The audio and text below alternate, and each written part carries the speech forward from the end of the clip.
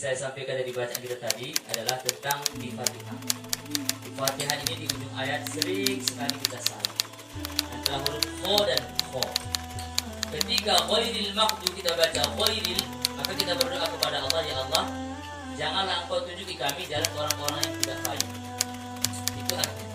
Tapi ketika kita baca ghairil maghdub, maka di situ kita berdoa kepada Allah supaya Allah menjauhkan kita dari jalan orang-orang yang baik. Amin kata jemaah, sehingga kita tidak sampai orang baik. Jadi harus berhati-hati kita di situ. Ghairil agak kasar ya, seperti orang tidur mengorok. Agak lebih lembut. Karena dia ghairil. Jangan kita kasarkan. Ketika kita baca siratal ladzina an'amta 'alaihim khairil, maka kita menolak kebaikan. Tapi yang betul adalah yang itu lebih halus. Bagaimana menghaluskan Ustaz?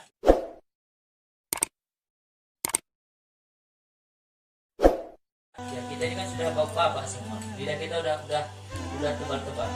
Setidaknya jangan G. Ada orang saking halusnya jadi G dia, ghairil. Jangan begitu. Setidaknya ada lebih halus sedikit daripada kho. Allah itu maha tahu. Tapi jangan pula gara-gara Allah punya sifat maha tahu, semua kita jadikan untuk Allah. Ustaz, semampu kita perbaiki. Baik, sebab yang minggu kare. Masalah adat tadi, insyaallah ini tidak bisa kita tuntaskan semua. Paling tidak ada dua hal yang saya lihat di kalimat adat itu yang memang maknanya sangat luar biasa sekali. Yang pertama adalah kita dengan imbang-imbang kita aja, mereka panjangkan lafaz alifnya.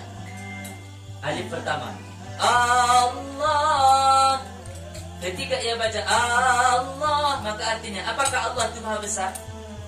Berarti dia meragukan kebesaran Allah itu, syirik. Jadi, bagaimana yang betul? Maka ajan bil berapa itu kalau kita mau tahu, di YouTube ada itu, silahnya sampai sekarang masih ada yang masih bisa mengamalkan ajan bil berapa. Semua membaca kencang. Allahu Akbar, Allahu Akbar. Setelah saya dapat makalah kawan ini baru saya pahami. Pantaslah semua orang Arab di sana, bagian Arab Timur Tengah sana, sehebat apapun ilmunya, termasuk Imam Syari' Rasyid, gak pernah diajak Allah, Allahnya cepatkan. Allahu Akbar, Allahu Akbar, Allahu Akbar, Allahu Akbar. Nanti di kalimat berikutnya baru dibuat variasinya. Di hayal salat misalnya, atau pas misalnya di sholat subuh, di asal turun naum. Ternyata banyak kita lihat saudara-saudara kita ada, termasuk di Masjid Agung juga ada seminar seperti itu. Bisa sudah SMS sama pribadi, WA, mudah-mudahan diperbaiki. Allah artinya apakah Allah itu maha besar? Syirik. Kemudian satu lagi yang paling batak adalah ada juga banyak saya dapati. Terakhir tadi saya sholat zuhur di daerah Petang Sundarat, dapat saya terbayang terus. Sering saya baca makalah ini, yaitu banyak saudara kita memanjangkan kalimat banyak. Allahu Akbar, Allah dipanjangkan banyak. Ketika kita panjangkan banyak itu kita panjangkan, kita tambah alif, maka artinya adalah bukan lagi Allah itu maha besar, karena dia sudah ditambah dengan alif jamak taksir. Maka maknanya adalah bermula Allah itu adalah drum-band. Akbar drum-band. Berarti Allah drum-band, Allah drum-band, Allah drum-band. Jadi nanti kalau ada kita jumpai misalnya teman-teman kita seperti itu, jangan kita datangi, kita sampaikan. Ya, insyaallah seperti yang disampaikan Ustadz kita ceramah tadi, tatkala kita dahulu minta maaf, maka orang nanti akan minta maaf kepada kita lebih dari baik kita. Dan saya sudah rasakan. Jadi saya sebenarnya domisili saya dua, ada di Sebu Salam, ada di Gosong.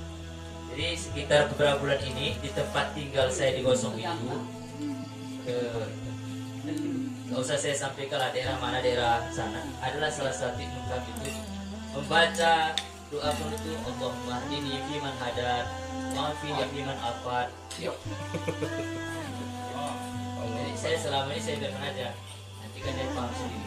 Ketika saya ada kedatangan teman kuliah dulu di Medan, dia tentang sholat, betul waktu sholatnya dia pakai surat apa, surat apa, silah begitu bacanya. Apakah kamu tegur di kawan? Dosa besar itu. Akhirnya saya pagi-pagi saya subuh saya pulang merata dan rumah saya sampaikan alhamdulillah berubah. Malah dia minta maaf. Jadi segala sesuatu itu bila kita sampaikan tepat caranya, ya preman pun akan minta maaf kepada kita.